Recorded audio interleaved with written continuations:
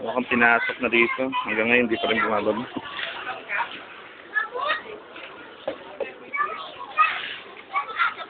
Buti dito sa Landayan, mayaman sa tubig. At ito nga, pinagpipestahan nila yung balon. Buti na lang at may tubig. Pero hindi alam nyo, kung tutusin, may mga lugar na hindi na kakaroon ng tubig eh. Mga bata, kakandaliko-liko na. Malinis naman ang tubig sa balon. Pero kailangan pa rin nila ng medical assistant. O, kaway naman dyan mga brad. YouTube to, YouTube. Malinis ba yung tubig nyo? Malinis ba yung tubig dyan? Baka galing sa ilalim yan. At mukhang sinasamantala nyo na yung pagkakataon po at naglalabahan rin kayo ng mga damit nyo. Alam nyo, maswerte din ho kahit may tubig kayo sa ibang lugar, walang tubig. Pero awa ng Diyos, talagang okay naman. Okay naman ang mga tao dito. Sa dami ng tao dito sa Landayan, isa balita, isa nga daw po ang namatay. At na kuryente. Kaya sa ngayon, walang kuryente muna rito. Kaya mga naglalaba rito, mukhang mano-mano.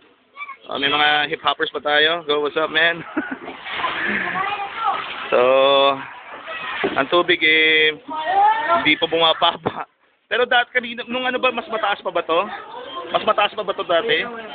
Mas mataas pa to dati. Pero ngayon, okay na, ganito nang, pero hindi pa bumababa. Sa history ba ng Landayan, ngayon lang ba nangyari to? Ngayon lang ba nangyari to? Ngayon lang. Ay, nako, grabe. Gusto ko sana pumunta doon. Kaya lang, wala akong salbabida. Kaya talaga nangyari. Kayo brad, ilang years na ba kayo dito sa Landayan ba? Taga Pro 4 kami dati. Pro 4? Oh, may mga pinsan na kami dito sa Pro 4, tapos lumipat kami sa Purok 6 Dulo. Purok 6 Dulo? Ano kami, itong taon sa Purok 6. Pero may mga kamag-anak kayo dito? Nasa, nasa San Pedro. San Pedro. So, pwede pa na humingi ng tulong sa kamag-anak siguro naman, no? Kasi balita ko may bagyo nga padating. Dapat na naghahanda na tayo. Kami sa Pasita, medyo naghanda na rin kami. Naglagay na kami ng mga sandbag. Pero mas dapat dito kayo, maghanda na rin kayo. Hanggat huwag na natin hintayin ng bagyo, no? Sige, Brad. Salamat. Ang pangalan, Brad? Dennis. Dennis, good luck, ha? Good luck. So this video contains crucial what happens here at Landayan. It will be shown at YouTube, Disaster at Landayan. So remember the title. And this is just a simple reporting duty by me, voluntarily. I'm here now at Landayan, taking a shots and videos regarding for what happened here at Landayan. Still have problems of food, medicine, and shelter, but we didn't know what will happen next. What will happen in the next chapter? Well, I'm here right now at the barangay, the barangay hall. One of the leading of the heads of this disaster, sir, Peter, sir. Sir, what is the situation? Do you think what happened today, sir? What do you think of the situation now? The water has not subsided. It will take months to subside. And we are needing medicine, food, sanitation for our constituents.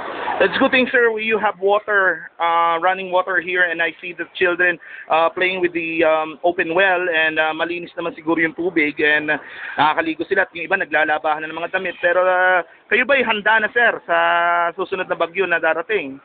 Handa po kami, kasi yung nangyari the other day is unexpected, and we have rescued people. We use inner tubes of my dump truck and one rubber boat to rescue people trapped in their houses. So still, may na-trap pa rin ba ngayon, sir? Still, they have people been stranded on their own homes? We are continuing our efforts to locate those people who came out of their houses. And the army group provided us with rubber boat to patrol the area. So you're now patrolling today na, sir. 24 hours yung gagawin to, sir. It's nice to hear, sir. Thank you very much. Sir, Ladies and gentlemen, your name, sir, again, sir? Barangay Chairman Lester Magmuna. Barangay Chairman po, sir, ang isa sa mga namumuno ngayon, pero sa tingin ko mukhang di puyat pa ho kayo at mukhang kanina pa ho kayo nagkakape.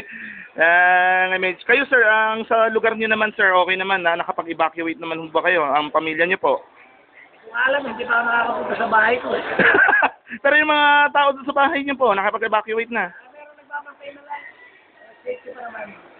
Sure po, ganun. Okay, sir. Hopefully, we pray for you, sir, no, na walang masama mangyari. Sir, we need a man like you, sir, no. Thank you very much.